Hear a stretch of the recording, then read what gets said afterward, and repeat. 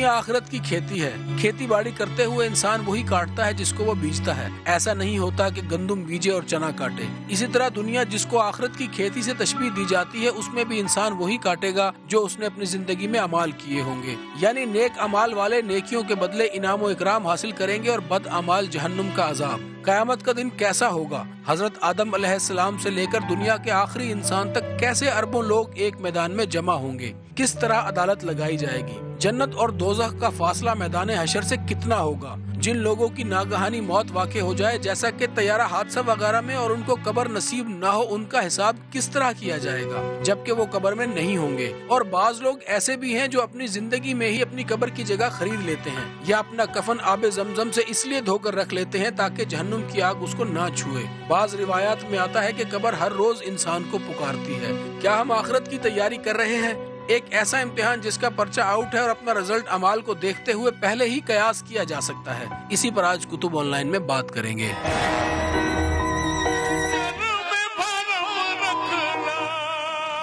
بسم اللہ الرحمن الرحیم. السلام علیکم ورحمۃ اللہ وبرکاتہ. اللہم صلی علی محمد وعلی محمد. رب اشرح لی صدری ویسر لی امری واحلل عقدۃ من لسانی یفقہوا قولی. آمین. خواتین و حضرات، آپ دیکھیں کتب آن لائن اور میں آج اس جگہ سے جہاں پہ سب کو آنا لازم ہے. جب امجد نے یہ کلام پڑھا تھا اور اللہ کے نبی سے مدد مانگی تھی، مجھے کبھی یقین ہے، ایمان کی حد تک یقین ہے کہ یہ اس کی صرف ایک دعا نہیں تھی، یہ ایک حقیقت تھی. لیکن یہ حقیقت کے اوپر یقین کرنا کتنا مشکل ہوتا ہے کہ قبر کے اندر بھی ایک زندگی کیسے ہوگی. میری ماں سیدہ فاطمہ جب ان کے والد کو دفن کر کے لوگ آئے تو کیا جملہ کہا تم نے کس دل سے اپنے نبی پہ مٹی ڈالی ہوگی. یہ معاملہ بڑا مشکل ہوتا ہے، یہ سفر بڑا دقت والا ہوتا ہے. جان کیسے نکلتی ہے، روح کیسے نکالی جاتی ہے. ان معاملات کو سمجھنا میرے خیال میں اس لیے بہت ضروری ہے تاکہ وہ جو خوف موت ہے وہ ہماری زندگیوں سے نکل جائے. بہت سے مسلمانوں میں نہیں ہے. مثال کے طور پہ پاکستانی فوج کے کثرت سے نوجوانوں کے اندر موت کا خوف نہیں ہے. کشمیر کے نوجوان جو ہیں وہ اس وقت بالکل موت کے خوف سے آزاد ہو چکے ہیں. آج ان تمام موضوعوں کو سمجھنے کی کوشش کریں گے اپنے انتہائی محترم مہمانوں کے ساتھ. ہمارے ساتھ قاری عبدالقیوم صاحب ہے. قاری صاحب السلام علیکم. خیریت سے ہیں آپ قاری صاحب؟ قاری صاحب، قبر کے پاس بیٹھ کے کچھ مختلف کبھی لگتا ہے؟ بالکل دنیا سے دل اٹاٹ ہو جاتا ہے، دل اٹاٹ ہو جاتا ہے اور تیاری کا جو ہے وہ پیش خیمہ ہوتا ہے کہ یار ہم نے یہاں آنا ہی آنا ہے. اگر دوسروں کو ادا کریں کہ اللہ نے گداز دل دیا ہے. ہمارے ساتھ موجود ہیں حافظ کاظم رضا صاحب. کاظم صاحب بہت شکریہ آپ کو، بہت شکریہ اور بہت ہی مہربان. ہمارے غلام حیدر ساقی صاحب حضرت السلام علیکم. ہمارے ساتھ ٹیلی فون لائن پہ انشاءاللہ کراچی سے ہوں گے مفتی زبیر بھائی. لیکن تھوڑی دیر پہلے اس سے پہلے کہ ان سے بات کروں، حضرت اگر آپ سے بات شروع کروں، بہت ہی مختصر مجھے یہ سمجھائیے کہ آخرت کی تیاری ایک ایمان رکھنے والا شخص کیوں کرے یا کیسے کرے؟ بسم اللہ الرحمن الرحیم. چونکہ اقترب للناس حسابهم وهم فی غفلۃ معرضون، قیامت کا حساب قریب آ چکا ہے لیکن انسان کھیل کود میں. شاہ صاحب اللہ کو 1500 سال ہو گئے گزرے ہوئے، اور شاہ صاحب اللہ نے حقیقت میں دنیا میں اپنی پہچان کروانے کے لیے کہ بندہ اللہ کو صرف یہ مقصد ہے، اللہ کو پہچان. اب اللہ کو جی سورہ بقرہ اور اس کے علاوہ بہت سے مقامات پر اب اللہ تعالیٰ کو پہچان کرنے کے طریقے ہم نے الگ الگ رکھے ہیں، لیکن جو طریقہ ہمارے نبی نے بتایا ہے اگر ہم وہ اڈاپٹ کریں گے تو ہم جلدی اس منزل تک پہنچ جائیں گے جو اللہ کی چاہت ہے. اب اللہ تعالیٰ نے اللہ کا اس کے سوا کوئی مقصد نہیں ہے کہ مجھے پہچانے. اس مین مقصد یہی ہے کہ اللہ کی پہچان. اچھا میں آپ کو جملے کو پڑھاؤں کر آپ اجازت دیں تو مجھے لگتا ہے اور کوئی مقصد ہے ہی نہیں. اس کی وجہ پتہ ہے کیا؟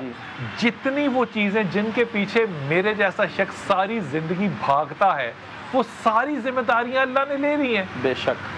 تو وہ ذمہ دار اللہ کا ہے، وہ میرا ذمہ ہی نہیں ہے. میری عزت میرا ذمہ نہیں ہے، رزق میرا ذمہ نہیں ہے، موت زندگی صحت کچھ میرا ذمہ نہیں. بے شک. میرا ذمہ اللہ نے صرف ایک دیا کہ مجھے پہچان، میں پہچانوں. جو کچھ مجھے دیا ہے، یہ نعمتیں دی ہیں، اس کا عوض مجھے پہچاننا. ایک عوض اور مانگا میرے اللہ نے، میرے نبی کی اہل بیت سے محبت. سبحان اللہ. بے شک. اسی لیے تو حضور علیہ السلام نے فرمایا ایک قرآن اور ایک اہل بیت تمہارے اندر دو چھوڑ کے جا رہا ہوں، اگر اس کو مضبوطی سے پکڑے. اس کا مطلب کیا حافظ صاحب یہ ہوا کہ قبر میں جب ہم یہاں پر آ رہے ہیں تو ہماری تیاری صرف ایک ہے. اور یہ بات ہے بڑی مختلف، ساقی بھائی نے بہت ہی مختلف بات کر دی کہ ہماری تیاری یہاں پہ صرف ایک ہے قبر میں آنے کی، کہ ہم نے اپنی زندگی میں اللہ کو پہچانا یا نہیں پہچانا. یہ سچ ہے. بسم اللہ الرحمن الرحیم. مولا کائنات علی ابن ابی طالب کا فرمان ہے علیہ الصلاۃ والسلام کہ جس نے اپنے نفس کو پہچان لیا اس نے رب کو پہچانا. من عرف نفسہ فقد عرف ربہ.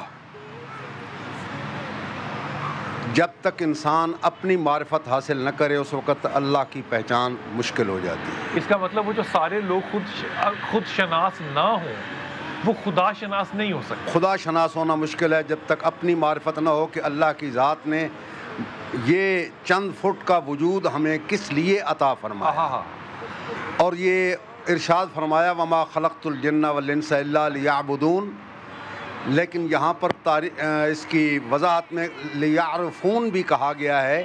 یعبدون کا مطلب یعرفون کہ اللہ کی معرفت. اللہ کی معرفت جس طرح برادر نے ارشاد فرمایا یقیناً یہ ہے.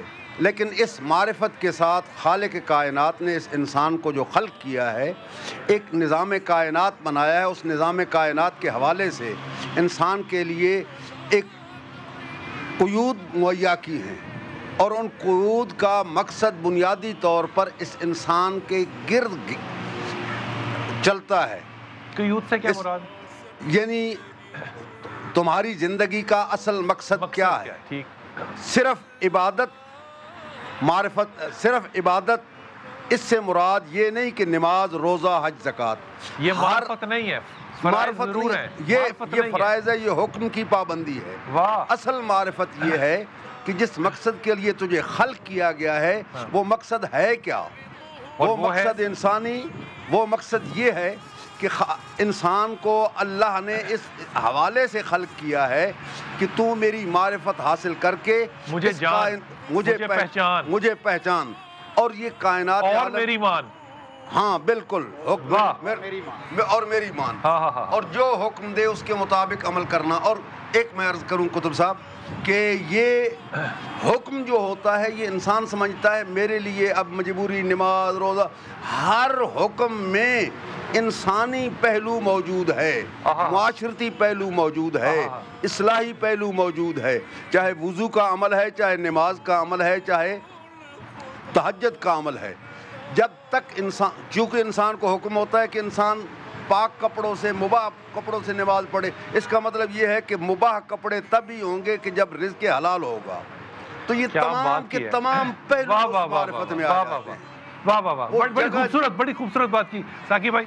بات تو ان سے کروں گا لیکن آپ سے گفتگو کر رہا ہوں. کیا خوبصورت جملہ کہا ہے کہ پاکی صرف یہ نہیں ہے کہ دھوبی سے کپڑے دھلے ہوئے ہو, پاکی یہ ہے طہارت جو ہے وہ نفس کی ہو, میں نے حلال بھی کھایا ہو پھر فرائض. اس لیے یہ جو قاری صاحب جو ہمیں بہت زیادہ معاشرے میں ایک وقفہ یا گیپ کہوں, نہیں ان کے پاس ہے مائک, وہ جو نظر آتا ہے, اس کا مطلب یہ ہے کہ اتنی عبادتیں کرنے والے یا جتنے حفاظ جو ہیں وہ ان سے بھی بہت سی برائیاں سرزد ہو جاتی.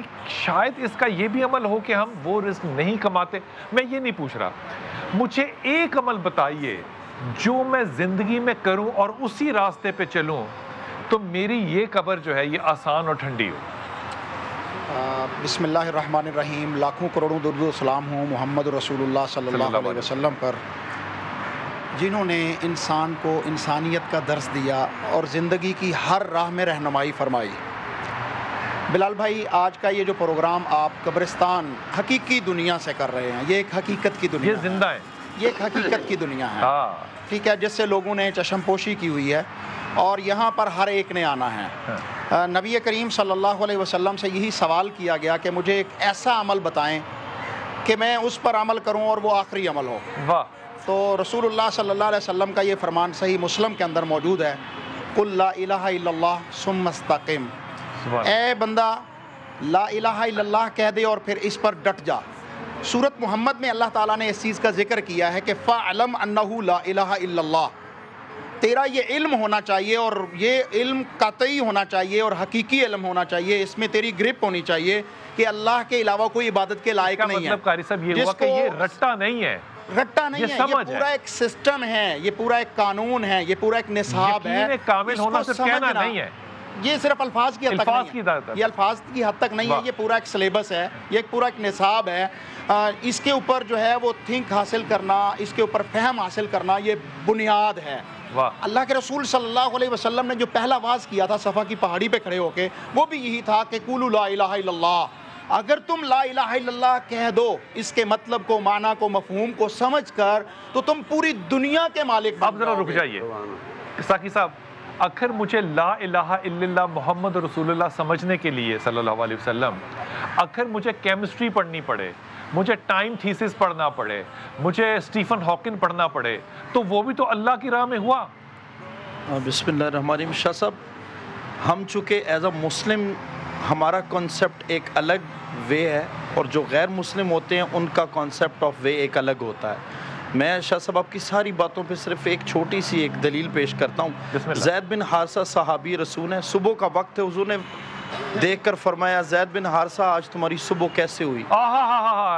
کہا حالت ایمان میں، حالت ایمان میں۔ اور یہ جو بات کر رہا ہوں یہ میں ایسے نہیں کر رہا، تاج الشریعت حضور سیدی و سندی و مرشدی و مولائی و قبلۃ الباطن و راحت قلبی و سرور عینائی و فرحت روحی، حضور شیخ کل شیخ الجن والانس سیدی حضور داتا علی حجویری رحمۃ اللہ تعالی نے اپنی کتاب کشف المعجوب میں سب سے پہلے علم کے باب میں اس حدیث کو تقوی کے باب میں لکھا ہے۔ آپ نے زید بن حارثہ سے پوچھا بھی تمہاری صبح کیسے ہوئی؟ انہوں نے کہا یا رسول اللہ، پوچھنا بنتا نہیں تھا کیونکہ آقا لجپال ہیں، دور و نزدیک کی سب۔ حضور نے فرمایا تمہاری صبح کیسے ہوئی؟ تو مسکرا کے کہا آقا میری صبح حالت ایمان میں ہوئی۔ تو حضور نے پھر توجہ فرما کے کہا جانتے ہو کہ تمہارے ایمان کی حقیقت کیا ہے؟ عرض کی آقا میں جانتا ہوں میری ایمان کی حقیقت۔ فرمایا بتاؤ؟ کہا 3 باتیں ہیں۔ وہ 3 باتیں آج کی پوری گفتگو کا موضوع میری نظر میں ہے، نالائق کمزور ضرور ہوں لیکن میری نظر میں۔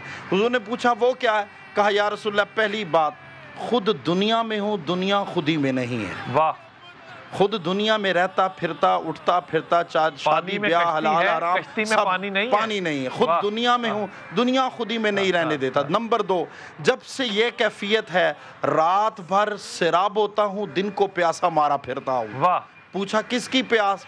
کہا پانی کی پیاس نہیں، اپنے پیا سے ملاقات کی پیاس۔ اور فرمایا جب سے یہ کیفیت ہے کھڑا فرش پہ ہوتا ہوں، اللہ کی عرش کو اپنی نظروں سے دیکھ رہا ہوتا ہوں۔ شاہ صاحب کیونکہ ہم اللہ کو مان رہے ہیں، اللہ کی نہیں مان رہے، نبی کو مان رہے ہیں، مصائب اس لیے اگلے سوال پہ نبی کی نہیں مان رہے، یہ جو حدیث ہے نا میں اس کو ذرا قرآن کو مان رہے ہیں، قرآن کی نہیں مان رہے۔ بڑی خوبصورت بات کی آپ نے کہا رسول پاک صلی اللہ علیہ وسلم کو کہ میں رات بھر جو ہے وہ تہجد میں ہوتا ہوں، وہ نماز کی حالت میں ہوتا ہوں، دن بھر روزے میں ہوتا ہوں، میرے دل میں کسی کے لیے بغض نہیں ہے۔ سبحان اب اس کا اگلا جملہ کیا کہا؟ خدا کی قسم یہ حاصل ہے ان دونوں چیزوں کا، رات کا اور دن کا۔ کہا میں آسمان اور زمینوں کے معاملات کو سارا دن دیکھتا ہوں۔ اچھا جب خدا کیسے رحمت بھیجتا ہے۔ جب یہ بات کی تو پھر مسکرا کے آقا کی طرف فرمایا عرفت یا حارثہ، اے حارثہ تو پہچان گیا، تو پہچان گیا۔ پتہ چلا اللہ کی پہچان میں یہ 3 باتیں ہیں۔ دنیا جہان کے اولیاء، اتقیاء، صوفیاء، پرہیزگار ایک طرف ہو جائیں، آقا کے یہ 3 جملے سامنے رکھ ساری زندگی آسان بے شک۔ حضرت اب آئیے اس بات پہ، روز قیامت ہوگی، جی سر، ہونی ہے، جی کیسے پتا چلے گا کہ یہ قیامت کا دن ہے؟ اس کی کچھ ظاہری علامات جو حضور نے بتائی ہیں وہ تو مشہور نشانیوں پر نہیں، اس دن قیامت کا دن وہ کیسے، میں صبح اٹھتا ہوں وہ قیامت کا دن ہے، مجھے کیسے پتا چلے گا کہ یہ مغرب سے طلوع ہوگا، سورج مشرق سے نہیں ہوگا، مغرب سے طلوع ہوگا، تو مجھے تب تک تو نہیں پتا چلے گا جب تک مجھے سورج نظر نہیں آ جاتا۔ سورج مغرب سے طلوع ہوگا، یہ پہلی نشانی۔ اس سے پہلی ایک نشانی یہ کہ توبہ کا دروازہ بند ہوگا، پھر توبہ نہیں ہو مغرب سکتی، توبہ نہیں ہو سکے گی۔ سورج یہ مجھے نہیں پتا چلے گا کہ توبہ کا دروازہ بند ہو گیا۔ سر صرف اتنی نشانیاں نہیں ہیں، بلکہ فرمایا جو قیامت ہے وہ جمعہ کے دن آئے گی۔ بعض نے کہا قیامت جب آئے گی اس سے پہلے کوئی آندھی، کوئی جھٹکا، کوئی زلزلہ، ایسی کوئی چیز نہیں، اس طرح نہیں، باقی نشانیاں ساری بعد میں ہوں گی۔ سب سے پہلے توبہ کا دروازہ بند ہوگا، سورج مغرب سے طلوع ہوگا، اس کے بعد دن جمعے کا ہوگا، دن جمعے کا ہوگا، اور پھر نفسی نفسی کی کیفیت خود بخود بڑھتی چلی جائے گی، اور لوگوں میں میں جی لوگوں میں یہ چیز اپنا ہابڑا پڑ جائے گا، جی لوگوں میں یہ عیاں ہو جائے گی صرف سورج کو دیکھ کے، سورج کو دیکھنے کے بعد اور نشانیاں، کیونکہ ان کا ظہور آلریڈی ایک پل میں نہیں ہوگا بلکہ پیچھے سے پوری ایک داستان چلتی آئے گی، کیونکہ اس میں حضرت عیسیٰ علیہ السلام کا ظہور ہے، وہ نشانیاں ہیں قیامت، وہ ساری نشانیوں کے بعد بالکل ٹھیک ہے۔ قاری صاحب یہ فرمائیے کہ اس دن کوئی آواز ہے جو مجھے آئے گی جس کو میں کہتا ہوں کہ سور پھونکا جائے گا، وہ کیا چیز ہے؟ میرے کانوں میں پڑے گی تو مجھے پتا چلے گا، یا وہ کیا چیز ہوگی کہ میں سمجھوں گا کہ اب ہے قیامت؟ بسم اللہ الرحمن الرحیم۔ فَإِذَا نُفِخَ فِي الصُّورِ فَإِذَا هُم مِّنَ الْأَجْدَاثِ إِلَىٰ رَبِّهِمْ يَنْسِلُونَ۔ قرآن مجید میں بہت ہی واضح طور پر ہے کہ ایک فرشتہ جس کو اللہ تعالیٰ نے مقرر کیا ہوا ہے کہ اس نے سور کے اندر پھونک مارنی ہے۔ یہ کیا چیز ہے؟ وہ حدیث میں آتا ہے کہ ایک کرنا ٹائپ ہے، ایک آلہ ہے جس کے اندر وہ پھونک مارے گا، اور وہ ہر مردہ اس کی قبر تک وہ آواز جائے گی، اور جس طرح وہ باجا بجانے والے ہوتے ہیں ان کے پاس وہ آلہ ہوتا ہے، ہوا مار کے بڑی آواز نکلتی ہے، اسے تشبیہ دی جا سکتی ہے کیونکہ ہم نے اس کو دیکھا نہیں ہے، ہم صرف اس پر ایمان لائیں گے، ایسی چیز کے جس کو تصور میں دیکھا ہی نہ ہو، صرف اس کا ایک ہم پھر طور پر ایک کنسیپٹ یا مثال دے سکتے ہیں۔ تو وہ فرشتہ جو ہے اس کے اندر پھونکے گا، اور ہر شخص اپنی قبروں سے جو ہے وہ نکل کھڑا ہوگا۔ اس سے پہلے جو ہے وہ زلزلہ آنا ہے، قرآن مجید نے اس کو بالکل واضح طور پر کہا ہے۔ زلزلے آنے ہیں یا ایک ہی زلزلہ آنا ہے؟ بڑا زلزلہ جو قیامت کا ہے، ویسے تو قیامت کے قریب بہت سارے زلزلے آئیں گے، یہ قیامت کی نشانیوں میں سے ہے، جی بہت زیادہ زلزلے آئیں گے، لیکن جو بڑا زلزلہ ہے اقتربت الساعہ، قیامت قریب ہے، وانشق القمر، چاند جو ہے وہ 2 ٹکڑے ہو چکا ہے محمد رسول اللہ صلی اللہ علیہ وسلم کے دور میں، اور وہ نظر ان زلزلۃ الساعۃ شیء عجیب، قیامت کا جو زلزلہ ہوگا وہ بڑا ہی عجیب قسم کا زلزلہ ہوگا، سب کچھ تلچٹ کر دے گا۔ وقفہ لیتا ہوں۔ جب بھی زلزلہ آتا ہے اسی لیے لوگ کلمہ پڑھتے ہیں، ہمیں یہ نہیں پتا ہوتا کہ یہ بڑا زلزلہ بن جائے گا یا نہیں، ہمارے پورا علم نہیں ہوتا، لیکن وقفے سے جب واپس آئیں گے تو ایک بہت بڑی جو آخری نشانی ہے وہ ایک ظہور ہے، اور وہ ہے امام مہدی کا ظہور۔ اس پہ کسی کی کوئی رائے مختلف نہیں ہے کہ آپ نے ظاہر ہونا ہے، کیسے ظاہر ہونا ہے، اور کیا میدان عرفات میں ہماری مغفرت اور ہمارے ساتھ امام شامل ہوں گے۔ وقفہ لے کے واپس آئیں۔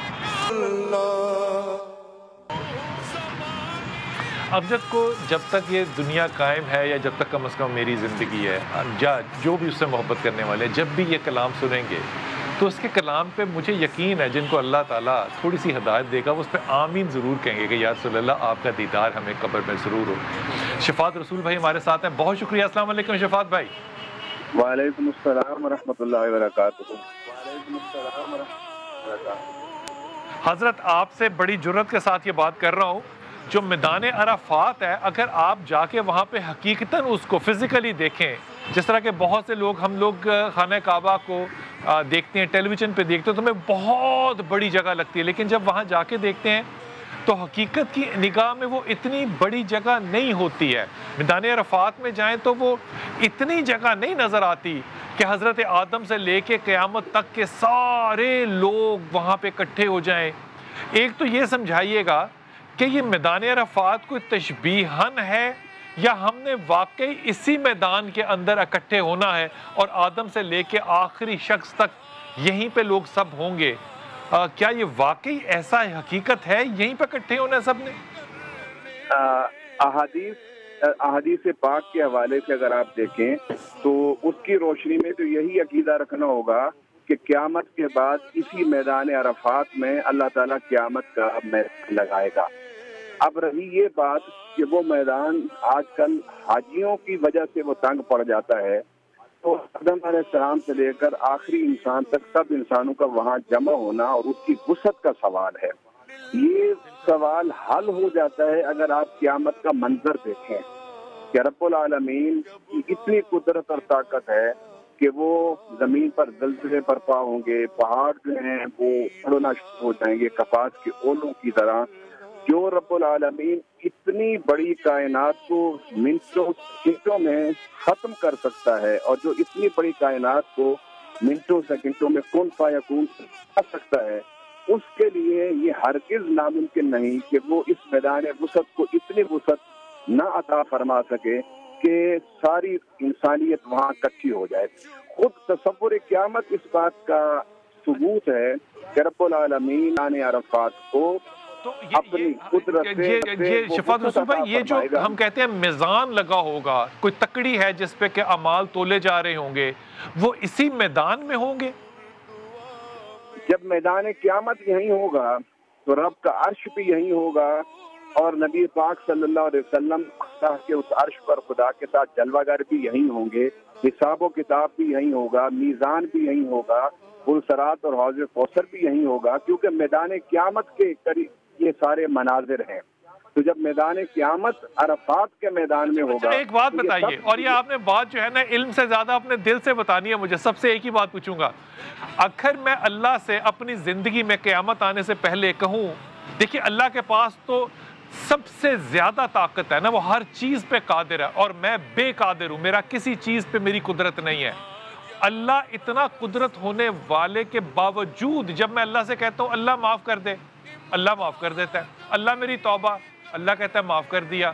اب میں اگر میدان عرفات میں کھڑا ہو کے تبرکن یہ بات کہہ رہا ہوں، اللہ سے کہوں کہ اے اللہ مجھے معاف کر دے، اور روز قیامت بھی مجھے معاف کر دیں، اور مجھے نیک اور صالح لوگوں کے ساتھ اٹھائیں، اور میری اس دعا کو قبول فرما میری موت سے پہلے، تو اللہ تو اپنے وعدے سے نہیں پھر سکتا نا. تو اس کا مطلب میں قیامت کے روز آسانی پاؤں گا کیا پھر؟ یقیناً یہ تو ایک آپ نے بات کی ہے، بڑی زبردست بات کی ہے. اگر آپ قرآن پاک کو بھی پڑھیں تو اللہ تعالیٰ نے اس میں بھی ارشاد فرمایا ہے کہ میرے غضب پر میری رحمت غالب ہے بات. اور دوسری بات اگر سورۃ القاریہ پڑھیں تو اس میں اللہ تعالیٰ نے نجات کے لیے دو میزان، دو پلڑے ترازو کے لگائے ہیں، اور اس میں فرمایا وَأَمَّا مَنْ ثَقُلَتْ مَوَازِينُهُ فَهُوَ فِي عِيشَةٍ رَاضِيَةٍ، کہ جس کا ترازو نیکی والا پلڑا بھاری ہو گیا وہ جنت میں چلا جائے گا. رب العالمین میں جنت میں جانے کے لیے 100% قرآن میں بھی اس کا ذکر نہیں ہے. رب العالمین نے جو پیمانہ مقرر کیا ہے وہ یہ ہے کہ جس کی نیکیوں کا پلڑا بھاری ہوگا وہ جنت میں چلا جائے گا. اور اس کے ساتھ آپ اگر سورہ فاطر کی سورت آخری آیت پڑھیں تو اس میں رب العالمین فرماتے ہیں وَلَوْ يُؤَاخِذُ اللَّهُ النَّاسَ بِمَا كَسَبُوا مَا تَرَكَ عَلَىٰ ظَهْرِهَا مِن دَابَّةٍ، کہ میں اپنے بندوں کے بے شمار گناہوں کو معاف کر دیتا ہوں، اگر میں ان کے گناہوں کے برابر ان کی گرفت شروع کر دوں تو وہ روئے زمین پر چلتے ہوئے نظر نہ آئے. یقیناً رب العالمین کی ایک بزرگ سے ہم نے پوچھا شفاعت بھائی کہ وہ کیسا ہوگا حساب، تو ہمارے گناہ ثواب کیسے؟ اس نے کہا بھائی مجھے تم یہ بتاؤ کہ ترازو کس کے ہاتھ میں ہے؟ ہم نے کہا اللہ کے. تو کہا فکر کیوں کرتے ہو؟ یہ کیا خوبصورت بات کی کہ اللہ کے ہاتھ میں ترازو ہے تو پھر فکر. یہ فرمائیے کہ جب ہم حدیث پڑھتے ہیں اور صحیح حدیثیں پڑھتے ہیں تو ہمیں ایسی حدیثیں ملتی ہیں جس میں کہ آخری دوزخی جو ہے وہ جنت کی طرف دیکھتا ہے. لمبی بات ہے، میں اس کو مختصر کر رہا ہوں. پھر خدا تعالیٰ سے وہ باتیں کرتا جاتا ہے. یہاں یوں لگ رہا ہے جیسے جنت اور دوزخ بالکل قریب قریب واقع ہیں، لیکن ایک دوسرے کی گرمی یا سردی کا ایک دوسرے پہ اثر نہیں ہو رہا، لیکن وہ دوزخی محسوس کر رہا ہے. کیا یہ ہمسایہ گیری میں ہے جنت دوزخ، یا ان میں کوئی صدیوں کا کوئی فاصلہ ہے ان کے اندر؟ دیکھیے قرآن حدیث مبارکہ میں ایک جنت کا دوسری جنت سے جو فاصلہ بیان کیا گیا ہے وہ بھی صدیوں برس پر محیط ہے. اور ایک ادنا سے جنتی کی جنت کا ذکر جب ترمذی شریف میں ہم پڑھتے ہیں، جنت کا ذکر جب ترمذی شریف میں جب ہم پڑھتے ہیں ایک ادنا جنتی کی جنت، تو وہ بھی اگر تیز رفتار گھوڑا صدیوں دوڑائے تو تب بھی اس کی جنت کے ایک طرف کا سایہ ختم نہیں ہوتا. وہ جنت اور جہنم قریب ہونے کا تو ایک مسئلہ الگ ہے. سوال یہاں یہ ہے کہ رب العالمین کی ایک جنتی کی جنت اتنی بڑی ہے، تو رب اپنی قدرت سے جہنم سے جب آخری جنتی کو نکالے گا تو رب اس قدرت سے اب وہ سفر سارا طے کرائے گا. اس کے جنت اور جہنم کا دروازہ آمنے سامنے ہوگا. شفاعت بھائی ساتھ رہیے کہ میں دوبارہ آؤں گا آپ کے پاس. حافظ جی، یہ سمجھنا کہ جنت کتنی بڑی ہوگی، دوزخ کتنی بڑی ہوگی، یہ انسانی ذہن کے لیے میرے خیال میں ایک ناممکنات میں سے ہے. لیکن مجھے یہ فرمائیے کہ عرفات کا میدان تو یہی ہے نا جہاں ہم ہیں، امام مہدی بھی یہی ہیں، حضرت عیسیٰ بھی یہی ہیں، میزان بھی یہی ہیں، رسول پاک صلی اللہ علیہ وسلم بھی یہی ہیں، ان کی شفاعت بھی یہی ہیں، اہل بیت بھی یہی ہیں. تو پھر ہمیں اس میدان میں خوف کس چیز کا؟ بسم اللہ الرحمن الرحیم۔ بلال کتب صاحب، آپ نے موضوع آخرت کی تیاری کے حوالے سے کیا ہے۔ جس میدان کی آپ بات کر رہے ہیں، اگر سمجھا جائے تو قیامت اسی دنیا میں قیامت موجود ہے۔ آہا، کھولیے گا بات کو۔ یہ دنیا میں ہی بذات خود قیامت موجود ہے۔ اللہ نے جو حکم دیا ہے، رسول پاک نے جو حکم دیا ہے، بعد از خدا بزرگ توئی قصہ مختصر، رسول پاک کے علاوہ کوئی، اور انہوں نے جن احکامات کا حکم دیا ہے آخرت کی تیاری کے لیے، امام مہدی علیہ السلام کا بھی آپ نے ذکر کیا ہے۔ یقیناً یہ حضرت عیسیٰ تشریف لائیں گے، اولو العزم پیغمبر ہیں، اور مولا کائنات علی ابن ابی طالب کے آخری فرزند امام مہدی جب تشریف لائیں گے تو نماز بھی امام مہدی علیہ السلام انہیں پڑھائیں گے، اور یہ جس طریقے سے آپ کہہ رہے ہیں کعبہ کے قریب کھڑے ہو کر امام مہدی علیہ السلام خطبہ دیں گے اور پوری کائنات میں سنا جائے گا۔ جیسے اپنی ٹیکنیکل طور پہ ساقی صاحب یا دیگر فرما رہے تھے کہ اس دنیا میں وہ دلیلیں آ رہی ہیں جن کے اوپر انسان کو ایمان نہیں ہوتا، سوچتے ہیں کیسے ہوگا، جیسے ابھی آپ نے قیامت کا اور دیگر مقامات کا ذکر کیا۔ میں واپس آتا ہوں، وقفہ لوں گا، واپس آؤں گا، لیکن یہ بات جو حافظ صاحب نے کہی نا، اللہ کے اور نبی کے کہنے پہ نہیں چلتا، وہ صرف اس بات کو ساقی بھائی پہچانتا نہیں ہے، قیامت تو اس پہ ٹوٹ پڑی ہے نا۔ وقفہ لیتے ہیں، واپس آتے ہیں۔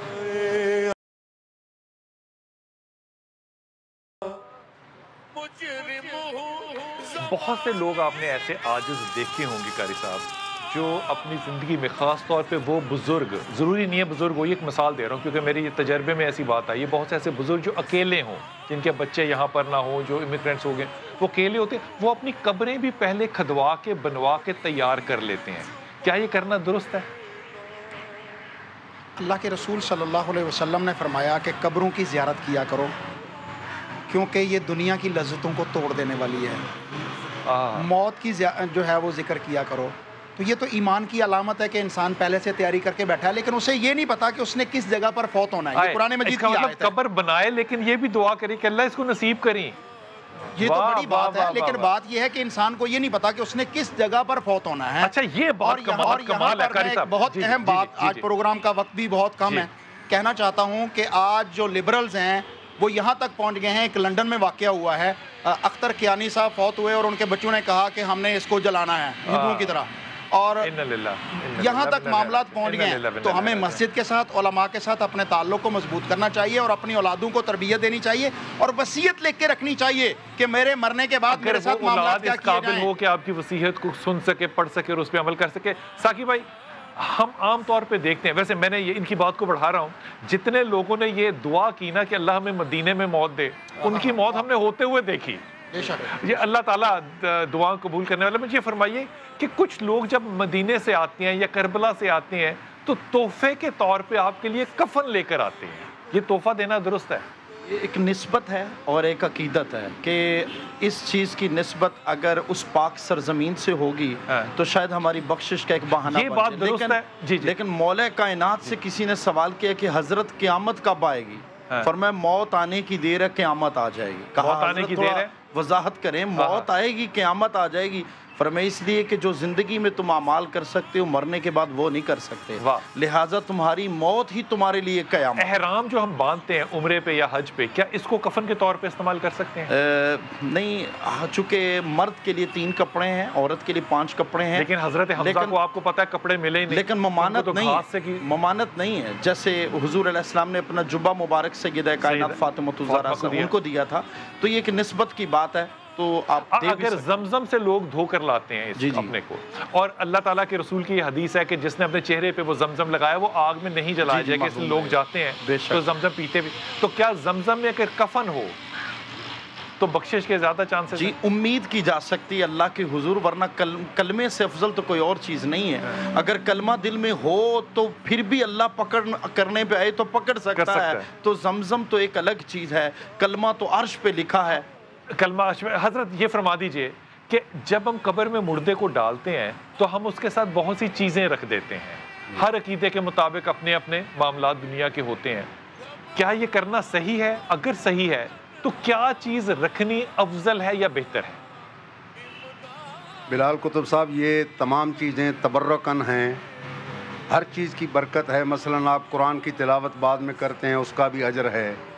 جو چیزیں ساتھ رکھتے ہیں، عقیق رکھ دیتے ہیں، خاک کربلا رکھ دیتے ہیں، ہر ایک چیز کا یقیناً اثر ہے، ثواب ہے. لیکن بنیادی طور پر یہ ہے کہ وہ بذات خود بھی میں بذات ایک عرض کرتا ہوں، یہ آخرت کی تیاری کے حوالے سے ہے. میں نے اپنی آنکھوں سے دیکھا، مشاہدہ کیا. ہم جنازے کے ساتھ چل رہے ہیں، میت کی ہم غیبت کر رہے ہیں کہ یہ گناہگار تھا، یہ تھا. اللہ کے بندے، کیا پتا اس نے معافی مانگ لی ہو اور تو اسے گناہگار کہہ رہا ہے، تو دوزخی ہو کر ساتھ جا رہا ہوں. بلال بھائی، میں ایک منٹ عرض کر رہا ہوں کہ یہاں پر چلتے ہوئے وہ اس وقت حکم یہ ہے کہ آخرت کی تیاری کے لیے یہ ہے کہ تم میت کو اٹھانے کے ساتھ ساتھ اپنی میت کا خیال کرو، کل کوئی تمہیں بھی اٹھانے والا ہو. واہ. اور اس کے لیے مغفرت کرو، تمہیں اجر ملے گا. یہ آخرت کی تیاری ہے. جب ہم موت کو یاد نہیں کرتے، کہیں جاتے بھی ہیں تو وہاں دکھلاوے کے لیے، ثواب کے لیے جانا چاہیے، رسماً رواجن نہیں جانا چاہیے. کتا مر جائے تو اس کے آ جاتے ہیں سینکڑوں گاڑیاں اس کے افسوس کے لیے. مالک خود مر جاتا ہے تو اس کے پاس جانے والا موت کی تیاری نہیں ہے. رکھنا کتاب و سنت سے ثابت نہیں ہے، اللہ رسول سے ثابت نہیں ہے، ائمہ دین سے بھی ثابت نہیں ہے. برکت بھی انسان کے اعمال ہیں. اگر نبی کریم صلی اللہ علیہ وسلم نے ایک شخص کو دیکھا کہ وہ قبر کے اوپر جو ہے وہ خیمہ کیے ہوئے ہیں، صحیح بخاری کے اندر حدیث آتی ہے. یہ کیوں کیا؟ اگر اس کے اعمال اچھے ہیں تو اسے اس کی ضرورت نہیں ہے. اگر اس کے اعمال اچھے نہیں ہیں تو یہ خیمہ اسے فائدہ نہیں دے سکے گا. لے کر تو وہ اپنے اعمال ہی جائے گا، اس پہ تو کوئی دو رائے نہیں ہے. یہاں پر یہ جو چیزیں رکھی جاتی ہیں یہ ہمارے ہندوستان کی خرافات ہیں. ان سے جو ہے وہ خرافات نہ کہیں، کوئی زمزم اگر رکھتا ہے تو اس میں کیا برائی ہے؟ قطعی طور پر مبرہ ہے، اسلام اس کے ساتھ نہیں ہے. مبرہ نہ کریں سر. جی شاہ صاحب، یہ ایک اپنا مزاج ہے. حضرت ام سلیم نے حضور کا منہ مبارک لیا اور حضور علیہ السلام کا پسینہ مبارک لیا. سبحان اللہ، سبحان اللہ، کیا بات ہے. کہا آقا یہ اس لیے لیا، ہاں امامہ لیا اور بہت سی تبرکات دیے اور ان سے فیوز و اور منافقوں نے بھی لیا اور امت کو بتایا کہ ان سے فیوز و برکات حاصل کرنا یہ کوئی نئی بات نہیں، یہ صحابہ کرام کی سنت ہے. کیا بات ہے. وقت ختم ہو گیا، بہت شکریہ. یہ معاملات آپ کے مسلکی ہیں، ان پہ آپ رہیے گا، لیکن میرا ایمان یہ ہے کہ اگر رسول پاک صلی اللہ علیہ وسلم سے محبت لے کر آپ اپنی قبر میں اتر رہے ہیں، خدا کی قسم اگر کفن نہیں بھی ہے تو بخشش پھر بھی ہے.